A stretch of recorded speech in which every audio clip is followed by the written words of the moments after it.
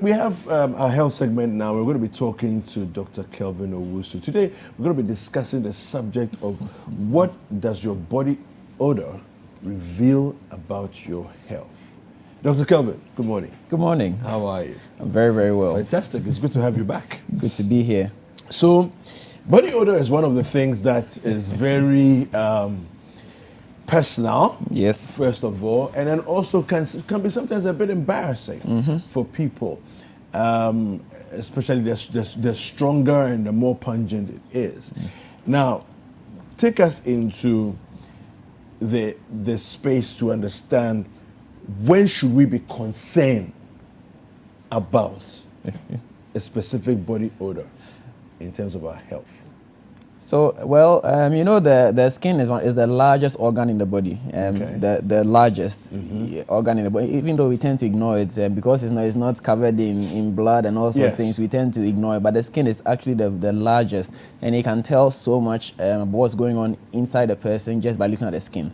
That's why sometimes, in fact, almost all the time when you go to the hospital, the doctor will pull your eyelid, you stick out your tongue, look at your palms and all that, because you get a lot of information from there. Okay. And obviously, being an organ, it also excretes certain things, and odor is one of the things that the body sort of lets out every now and then. It can tell, like, it can give a lot of information. In fact, there's a lot you can tell from the kind of odor somebody is emitting. But I must say that predominantly body odor, when we say body odor, is the bad scent, the one that we don't like, is a function of hygiene. Okay. I mean, up to 80-90% of the time is hygiene. Okay. So once you are keeping good personal hygiene, you are not going to have the... You should be okay. Yes, you should be okay. You should be fine. But of course, we never say never. There's also sometimes when the odor that's coming, that one is emitting, has got nothing to do with your hygiene. You can bath 10 times a day, and you are still yes. And so it's important to take note of these things. Now, you asked, when should you be worried? Yeah. I think we should be worried when you notice a change. Because and I say this because every human being, in fact, every living organism has a signature scent. Okay. Every living person has a signature scent. It doesn't matter how much you clean yourself, how much perfume you use. Everybody has a scent that is peculiar to him or her. I mean, yes. For instance, there's the smell of sweat. Yes. You can tell it's sweat, but you can also tell that there's some distinction between how you smell when you have produced sweat versus when another person smells. So that's what I mean by everybody has some kind of distinct sense. So when you notice a change, or you notice a different sense coming out of your body, then you should be concerned. You might not necessarily rush to hospital, but at least you should take note of it and then see if there's any other associated change as well. And then if you notice it's getting worse, or it's becoming more pungent, you definitely have to report to hospital and have it looked at. Okay. So it's very, very important that we take note of these things. I understand that certain organs like the liver and the kidneys, when they start having certain challenges, produce certain odor. Yes, the liver in particular can produce certain odor when it starts dysfunctioning. And so yes, it's true. It's true.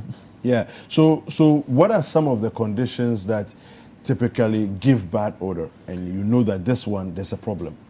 Okay, but before then, let me also just chip this in that because the skin is broad, there are particular places that also tend to have peculiar issues, peculiar scents. Okay. So for instance, the skin, the area of the armpits, it's all part of the general skin, but that side has a peculiar scent, a peculiar condition that makes it more predisposed to giving off scent. The groin area also predisposed to giving off scent. Now, another aspect you have to understand is that, for instance, somebody may having mouth odor. Yes. Can seem to be giving off a body odor, because, I mean, once you are speaking, the area around you has the air. Exactly. Okay. And so it's kind of important to distinguish between or to identify where exactly the scent is coming from, if possible, so that it will give us a clue as to where exactly we are heading, you know. But so let's take the commonest one. So sweat. Yeah. Excessive sweating can cause you to develop a body odor, and there are so many causes of excessive sweating. Even by you increasing your activity level, you are going to increase how much sweat you are producing. If you wake up early in the morning, you go jogging, you are going to sweat a bit more that day. Yeah. If you start going to the gym, you are going to sweat a bit more. So those are external factors. If you sit in a hot room, you are going to sweat more. You know, if you are under pressure, if you are anxious, you are going to sweat more. You know, and so all the conditions that lead to increased sweat will also eventually lead to increased body odor. Okay. And so if you have a situation where you are sweating more, then you have to probably bath a bit more often. Even though they say that you should bath once a day, and it's important to bath at least once a day. Some people bath twice a day, that's also fine. But is that not necessarily geographically determined? It is. I mean, because if you are in the tropics, and the tropics like where we are, it's very humid. Yeah. And so we actually tend to sweat much more than people in the temperate, even though it can actually get hotter in the temperate than it does get in the tropics. But because of the humidity, we sweat a lot more here than somebody in the temperate regions. Yeah. So these are the not so how do I put it, not so serious causes of body odor. I mean, increasing sweat when you have increased your activity, or when you've actually had a heavy meal, you can actually sweat more. Yes, sweat more, especially if you overeat. You know, you can actually sweat more when you are choking. I mean, all these things can make you sweat a bit more. But there are also medical conditions that can cause you to sweat more. Okay. One of the commonest in that regard is something we call hyperthyroidism. Okay. You know, where the thyroid gland is in the neck. So somebody who has an enlarged thyroid is what you call a goiter. Okay. So a goiter, goiter is an enlarged thyroid gland. In a normal person, you don't see the gland, but when there are issues with that gland, it can get big, and then we call it goiter. So that thyroid gland can become can increase. It can become abnormal in the sense that it's producing more hormones than necessary. And when that happens, one of the signs that you tend to notice is increased sweating, even when you are at rest. When I say at rest, when you are sitting, when you are sleeping, you are sweating. You know, there's a lot of sweat you are producing because that's increased your metabolism rate. Okay. So it increases your sweating as well. Another condition that can also affect sweating is particularly in women, menopause. Okay. Menopause can increase sweating significantly. And so in the menopausal region, in Ghana, we have menopause. Well, not we. The ladies have menopause averagely 45 years, 48 years. Okay. So around that period, they tend to sweat a lot. And this sweat during the day, during the night, and it's also associated with anxiety. You know, so there's a lot of confusion, a lot of new things happening, and so because the female hormone levels are dropping gradually, and so the body's response to that can make them quite uncomfortable, and so they sweat profusely, and so that can also increase body odor. There are several other things that can cause increased sweat. So the point is, if normally or naturally you don't sweat too much, and then suddenly you begin to sweat, you need to ask yourself some questions. Have I changed my activity level? Am I anxious? Or could there be a medical problem that is causing me to sweat so much? And so if it's profuse, you'd have to check. Of course, naturally, there are people who generally sweat a lot regardless of whatever they are doing. It could be genetic, or it could run in the family. So they tend to sweat a lot. So long as you know yourself, and there's not been any change, then you just deal with it on that level. Okay. Now, when I was on campus, I did biochem, so we had all these interesting names that came up. One of them was Diabetic Ketoacidosis. Okay. Yeah. Tell us about that, because we understood that it gives you a certain fruity scent on your breath, but at the same time, a pungent body odor.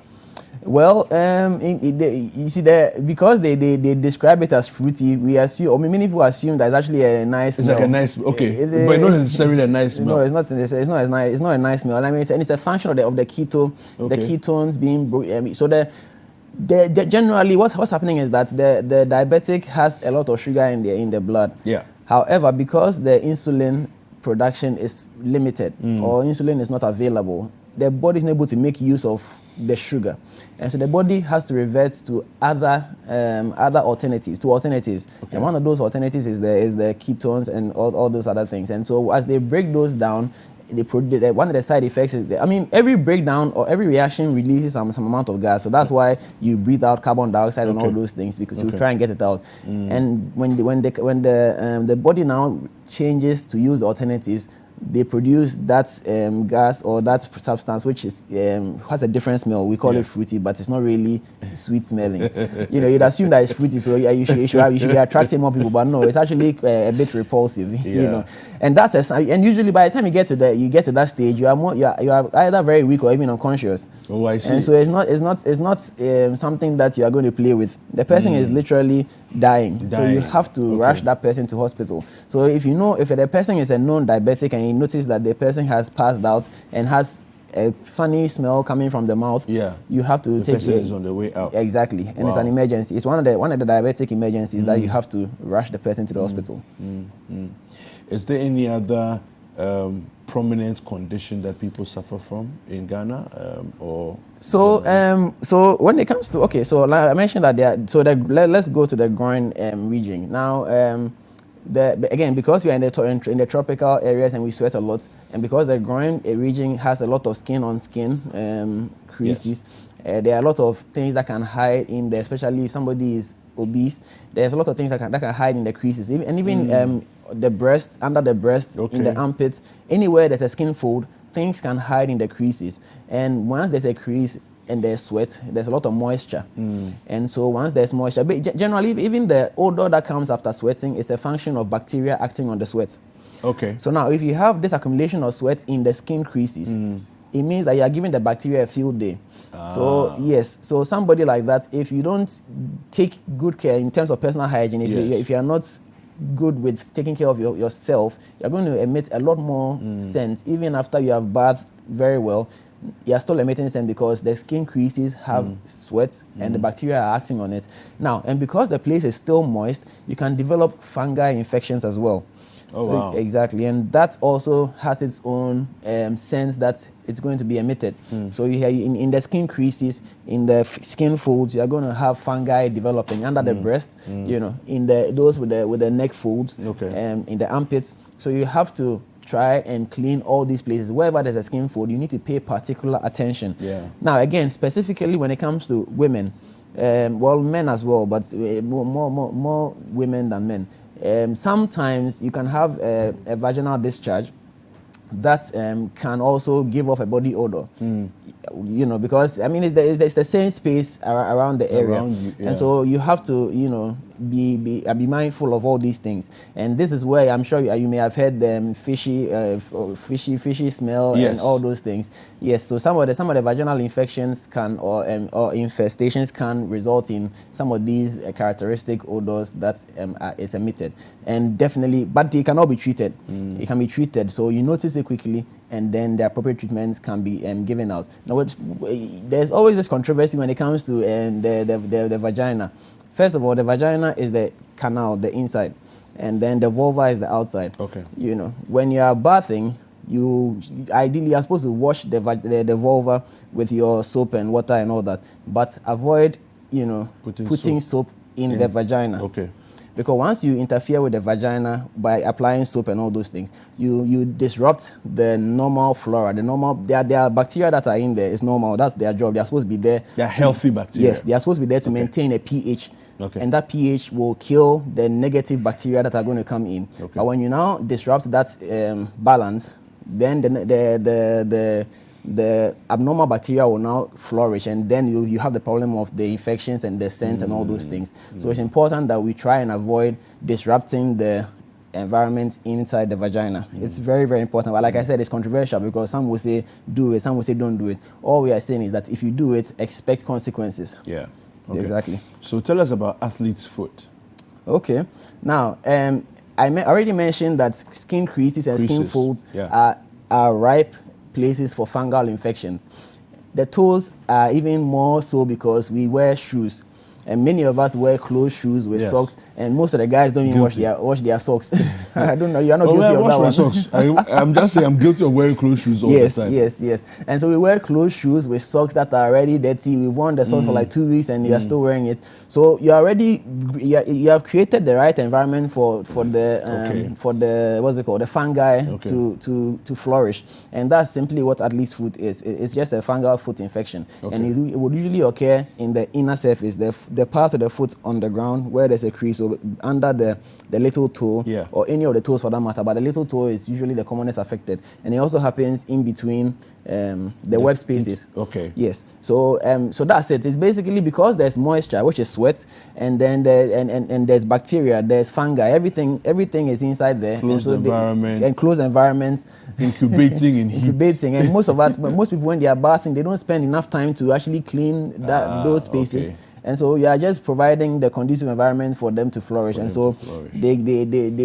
proliferate, and then you have the infection, which is painful and quite painful. So basically that's it.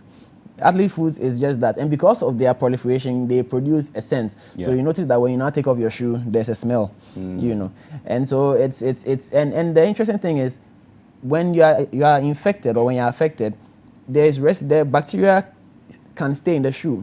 No, sorry, the fungi can. Fungi are very hardy. When I say hardy, they can actually stay for a long time in a vegetative form.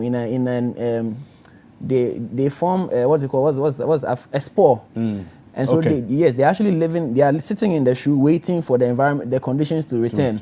So let's say you got athlete's foot, you treated it, it went away. You are fine. And you are fine. But the fungus is waiting. It's waiting in the shoe. Exactly. And so if you don't wash that shoe or dry it or whatever, and then you go back and wear it, guess what? Because you are going to sweat in the shoe on your legs again.